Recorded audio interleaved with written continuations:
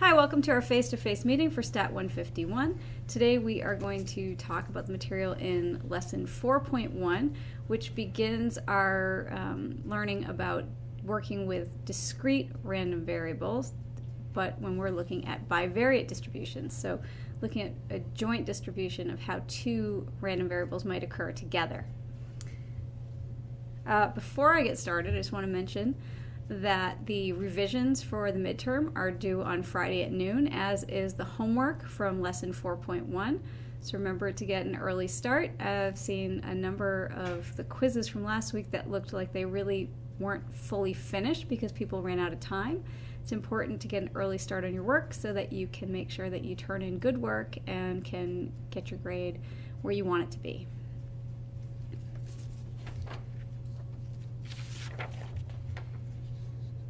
So the first thing I want to do today is go over a couple of the questions from the quiz. The ones that people seemed really confused about, and there was also some question about them on the discussion board, was about working with the gamma distribution and the Poisson distribution and how they relate to each other. So I'm going to go over questions 17 and 18 from the quiz. These are working with the scenario where we suppose that calls at a home security monitoring company are received according to a Poisson process with an average of 1.4 calls per hour. Ted's job is to monitor the calls for an 8-hour shift. And these particular questions refer to the situation where if Ted receives more than 16 calls during his shift, his boss gives him a gift card to the local coffee shop. So we want to show how you could use the Poisson distribution to find the probability that Ted will earn a gift card during his next 8-hour shift. I'm going to show the details of the work also. So first of all, just to think about it, the probability that he earns a gift card is the same as the probability that he answers more than 16 calls on the next shift, which would be 1 minus the probability that he answers 16 or fewer calls in the 8-hour shift. Now, a Poisson distribution looks at the number of events that occur over a period of time. In this case, we're interested in the period of time being an 8-hour shift. So if we let x equal the number of calls received in the 8-hour shift, we're told that this calls are received according to a Poisson process, so we know this has a Poisson distribution. In order to sort of parameterize the Poisson distribution, we need to know what the value of lambda is, which would be the average number of calls per shift. In this case, since there are 1.4 calls per hour times 8 hours, our lambda that we're going to use is going to be 11.2, 8 times 1.4 calls. Now we know that x has a Poisson distribution, so the probability mass function, little f of x, is going to be lambda to the x, e to the minus lambda over x factorial, which in this case is lambda is 11.2 to the x, e to the minus 11.2 over x factorial. And this is defined for x equals 0, 1, 2, and so on, all the non-negative integers. So we can use this now to find the probability of 16 or fewer calls, the probability of Ted getting a gift card is 1 minus the probability of 16 or fewer calls. That's the probability that x is less than or equal to 16. And I can think of this as 1 minus f of 0 plus f of 1 plus f of 2 all the way up to 16, where each of these probabilities is going to be found by evaluating my probability mass function at 0, 1, 2, up to 16. So this is how we would solve the problem using a Poisson distribution. Question 18 asks us to show how you could use the gamma distribution to find the probability that Ted will earn a gift card during his next 8-hour shift. We want to make sure to show the details of the work, and I asked you to just set up the integral properly, and then you can use a integral calculator. So all I'm going to do is set up the integral, get to that point. So the gamma distribution, if y has a gamma distribution, it's useful in modeling Poisson processes where we're looking for y is the time until the alpha if event occurs. Now in this case, the probability that Ted earns his gift card is equal to the probability that the time until the 17th call, right, because that's when he gets the gift card, is less than 8 hours.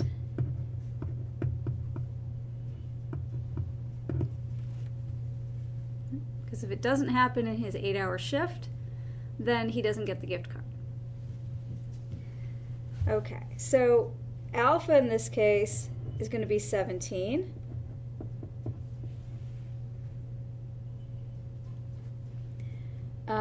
Theta is 1 over our unit rate from the Poisson process, which was 1.4.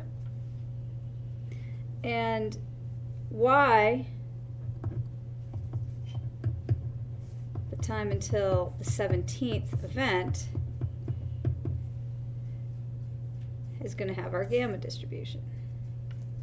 So that means that f of y, our probability density function, is going to be 1 over gamma of alpha, theta to the alpha, times x to the alpha minus 1, times e to the minus, let's see, it's x over theta. So in this case, if we put these values in, we have 1 over gamma of 17 times 1 over 1.4 to the alpha, which is 17th power, times x to the alpha minus 1 is 16th power, times e to the minus x over 1 over 1.4, so minus 1.4x. Just substituting in to my gamma probability density function. And now if I want to find the probability that the time until the 17th call is less than 8 hours, I know that this gamma distribution has a support that goes from 0 up to infinity. But I'm only interested in what happens in the first 8 hours. Is the time less than 8 hours? So to find the probability of getting a gift card, that's equal to the probability that y is less than 8 hours, which is the integral from 0 to 8 of our gamma distribution function. 1 over gamma of 17, 1 over 1.4 to the 17, x to the 16th, e to the minus 1.4x. Sorry, this should be y, not x. And the same here. I changed variable names. Sorry about that. The generic form, when we're looking at f of y, we have to put in y's instead of x's. Sorry about that. But ultimately, then we're going to integrate with respect to y and evaluate our integral. And again, to actually do this integration would require the use of integration by parts multiple times, which is why mostly what I wanted to see is that you could show me how to set up the integral and what the limits should be that would be integrating for, what the alpha value is, what the theta value was, and then it's fine to use an integral calculator to actually do it. So hopefully that helps clear up how to work with the gamma distribution with the Poisson process a little bit more. As I say, that was one of the questions that a lot of people did struggle a bit with on the quiz.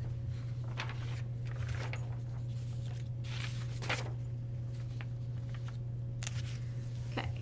The next thing I want to do is I want to do an example. I'm going to use problem number 4.1-5 from the textbook so that we can take a look at working with joint probability density functions, finding mass functions, finding marginal probability mass functions, looking at whether or not two variables are independent, and then I'm also going to add in looking at how to find the mean of a function.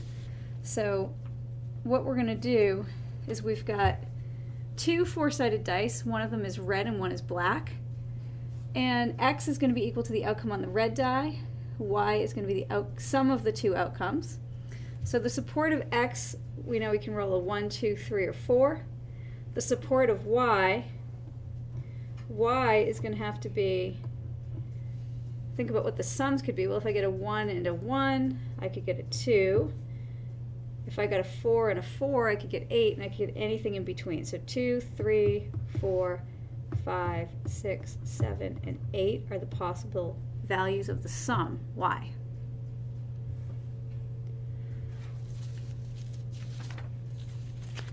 So what we're going to do is it asks us on graph paper to describe the space. That's also another word for the support of x and y. So we're going to show the support here. So just starting off, we know that x can take the values from 1 to 4. So we'll go 1, 2, 3,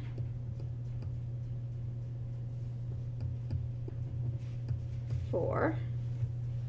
There's x. And y can take the values between 2 and 8. So let's say I'm going to go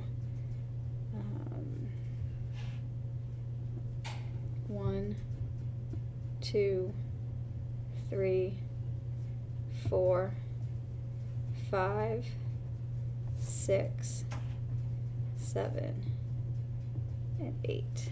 Okay, so we'll go up to 8.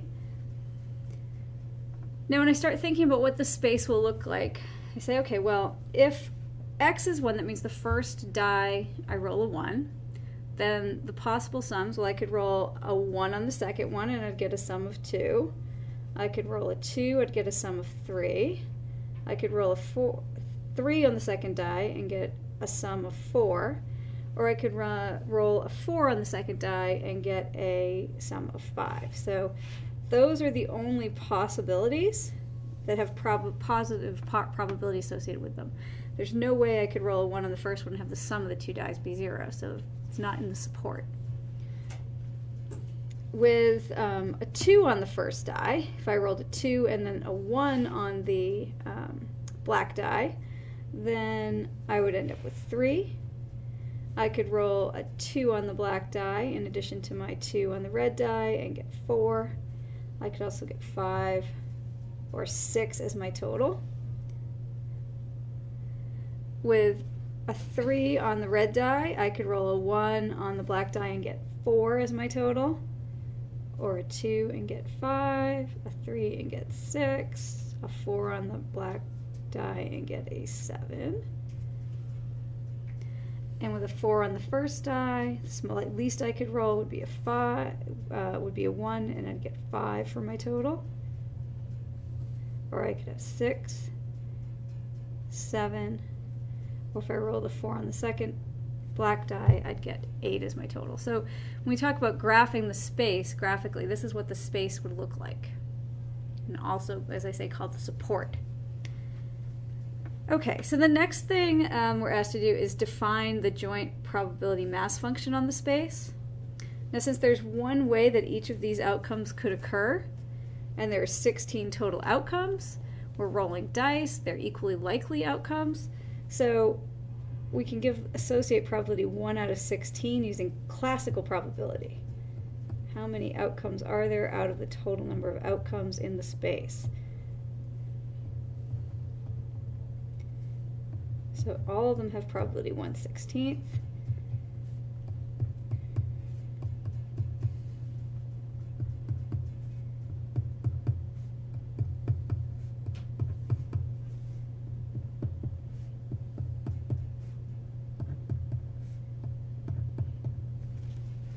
So there's our joint probability mass function. The next thing we want to do is give the marginal distribution of x. Now remember, to find the marginal distribution of x, f sub x, little x, we add up over all the y values our f of x, y.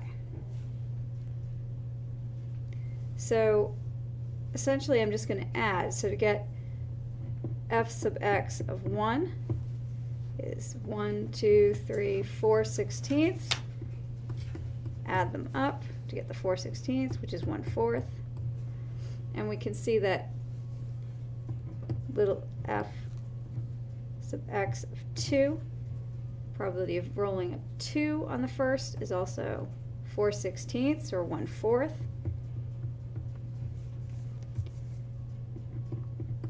Similarly, the marginal probability of rolling a 3 is 1/4, and the marginal probability of rolling a 4 on the red die is 1/4. So this is our marginal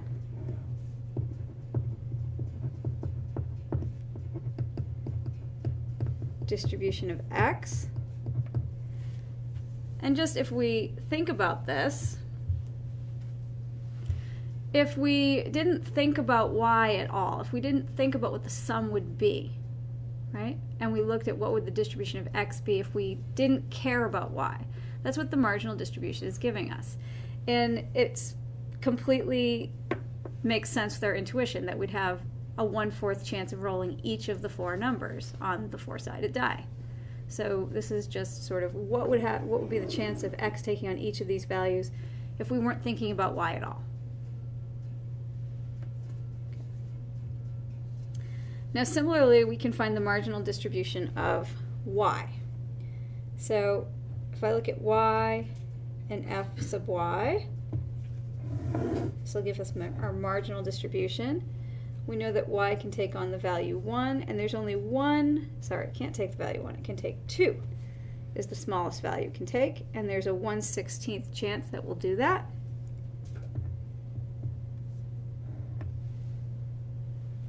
I can take the value 3, and could be with a 1 and a total of 3, or a 2 on the red and a total of 3, so there's 2/16 is the sum of the 2 probabilities.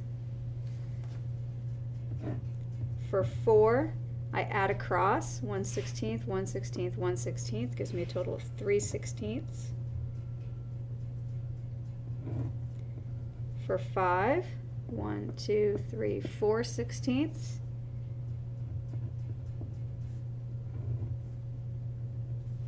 For 6, I've got 1, 2, 3/16, add them up. For 7, 2/16. And for 8, I have 1/16. So here's my marginal distribution of y. If I knew nothing about what the first roll was, I could figure out the probability that I'd have the sum of rolling 2 4-sided die take on each of these values, and that's what the marginal is giving me. Okay. So we found the marginal distributions. The next question, part of this question, asks if x and y are independent.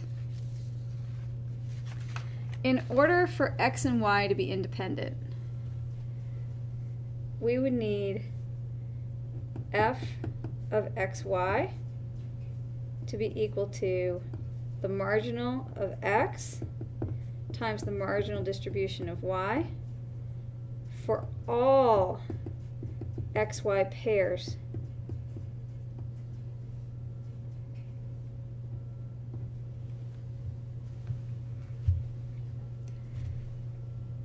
if we take a look and just choose a value here, suppose I pick x equals 2 and y equals 4. F of 2, 4. 2, 4 is 1/16. F sub x of 2 is equal to 1/4. F sub y of 4 is 3/16. F sub x of 2 times f sub y of 4 is equal to 1/4 times 3/16, which is not equal to f of 2, 4.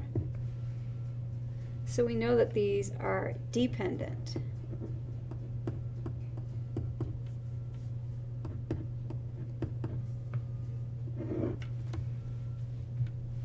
Now, another thing to note is that whenever you have a space like this that is not rectangular, here we have something that looks more like a parallelogram, but it's not rectangular, you'd need to have a rectangular space when you're working with a discrete random variable to have independence between the variables. So it's not always true that if you have a rectangular space it will be independent, but if you don't have a rectangular space, it definitely is dependent between the variables.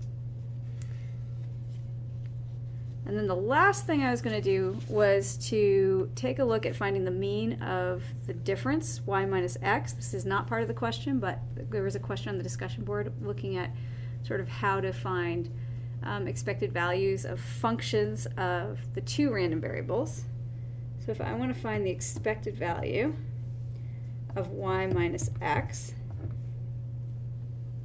and just kind of keep in mind y minus x, it's the sum minus the number that showed on the red die. So really what I'm thinking about is what is the expected number, expected value of the black die. So just intuitively we can think, well, let's see, it should be a 2.5, right? Because we have the values 1, 2, 3, and 4 that are equally likely to occur. So we should, when we go through our calculations, come out with 2.5. Let's see what happens. So what we do is we sum over all of the xy pairs that are in the support of our joint PMF. We sum our function y minus x for that particular pair times the joint probability mass function associated with that pair. So in this case, say, okay, I have 2 minus 1 would give me 1 times 1/16 plus 3 minus 1 times 1/16, the probability of having 1 on x and 3 on y, plus 4 minus 1 times 1/16 plus 5 minus 1 times 1/16. And then I'd need to keep going. So, okay, well, let's move to my next value of x. I have 3 minus 2 times 1/16, 4 minus 2 times 1/16, plus 5 minus 2 times 1/16, plus 6 minus 2 times 1/16. Moving on to my next value of x and looking at all my values of y, I have 4 minus 3 times 1/16 plus 5 minus 3 times 1/16 plus 6 minus 3 times 1/16 plus 7 minus 3 times 1/16. And now looking at what can happen when x is equal to 4, we have 5 minus 1 times 1/16 plus 6 minus 1, sorry, 5 minus 4, 6 minus 4 times 1/16 plus 7 minus 4 times 1/16 plus 8 minus 4 times 1/16. If we add these all up, we'll get a total of 40 over 16, which gives us 2.5. So the expected value of the difference between the sum and the red die, which would be the expected number that would show up on the expected value of the black die, is 2.5. So this is just sort of, giving a quick example of how we might be looking at finding expected value of a function. All we do is we take the function, we evaluate it, and we do it for each xy pair and multiply by the probability associated with that xy pair. It's very similar to what we did in the situation with just one discrete random variable. It's just that now, instead of looking at all the possible values of x, we have to look at all the possible xy pairs.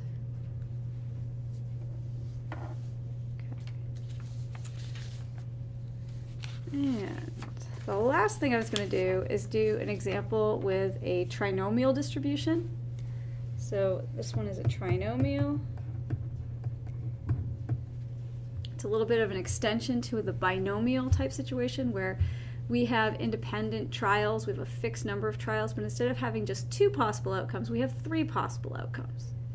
So in this case, I'm looking at among the children in my daughter's team at school, 35% are 4th graders, 40% are 5th graders, and 25% are 6th graders. If 6 children are randomly selected from the team, this is not a good example because they wouldn't be independent. Shoot. All right, pretend that this is independent. This is not a good example for a trinomial. I did this too quickly this morning.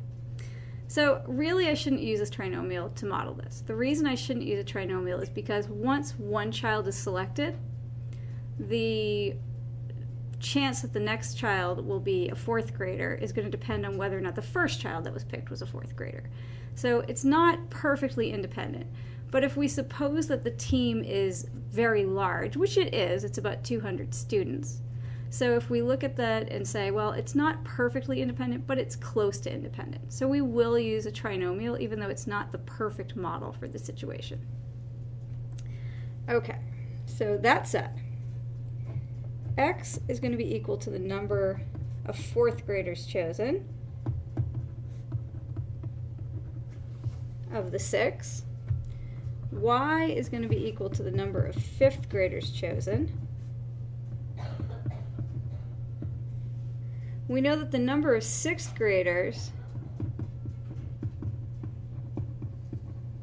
is going to have to be the difference, 6 minus x minus y. That's how many are left to be 6th graders. The probability that each individual child chosen will be a 4th grader is about 0.35.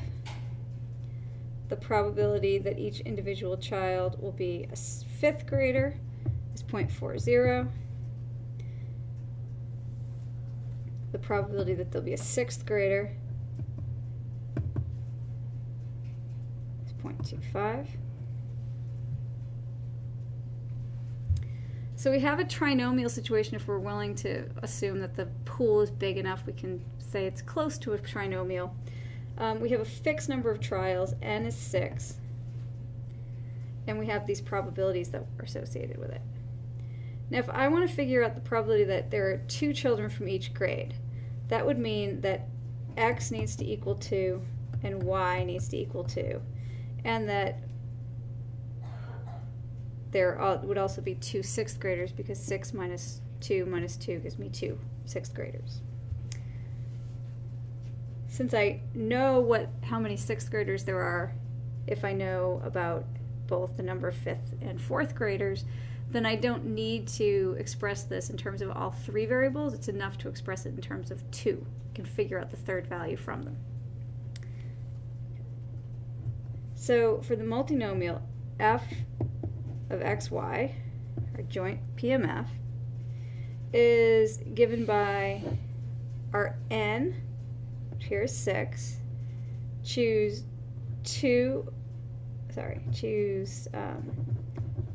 we'll start with just x is our number of 4th graders, y is our number of 5th graders, and 6 minus x minus y, our number of 6th graders, times the probability that we have associated with x raised to the x power, times the probability associated with y raised to the y power, times 1 minus the probability associated with x minus the probability associated with y, which is equal to the probability of our 3rd category here, 6th graders, raised to the 6 minus x minus y power. There's the number of 6th graders. So if I wanted to find the probability that I have 2 of each, x would be equal to 2, y would be equal to 2. Substitute them in. I'd have 6, choose 2, 2, 2. Probability of having 4th grader is 0.35 raised to the 2nd power. Probability of having a 5th grader is 0.40 raised to the 2nd power. Probability of having 6th graders is 1 minus those. That's our 0.25 raised to the 6 minus 2 is the 2nd power, so I've got 2 of each. And if I evaluate this, I can find that probability.